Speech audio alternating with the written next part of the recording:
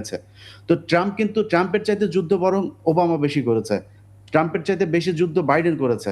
So আমার মনে হয় যে বাংলাদেশ নিয়ে কোথায় কে কি বলল না বলল এটাতে যায় আসে না। আর সবার আগে মাথায় রাখতে হবে যে ইউনূস হচ্ছে গিয়ে এই দেশের সরকারে আছে।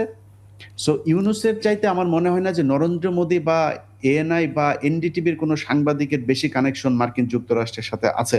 যে তাদেরকে বাইপাস করে তারপরে বাংলাদেশে আমেরিকা যায় তারপর যুদ্ধ করবে, সৈন্য পাঠায় দেয়া, এটা মনে করার কোনো কারণ নেই। মনে করেন হাইপোথেটিক্যালি সেরকম কিছু ঘটলো। আওয়ামী লীগের কোনো সুযোগ নাই। আমরা কয়েকদিন আগে আওয়ামী লীগের ফেসবুক পেজে দেখেছি যে এই গোয়েন্দা কর্মকর্তাকে অ্যাড্রেস করে তার ইমেইল অ্যাড্রেস দিয়ে দেওয়া হয়েছে। বলা হয়েছে সবাই মিলে তার কাছে ইমেইল করেন। ইমেইল করে বলেন বাংলাদেশে প্রচুর হিন্দুদেরকে, খ্রিস্টানদেরকে সবাই কি লিখতে হবে সেটাও লিখে দিয়েছেন। তো এটা তো তাদের কর্মফল। তো এটা করে যেটা হবে মনে করেন যে বাংলাদেশে একটা অস্থিরতা তৈরি হইল।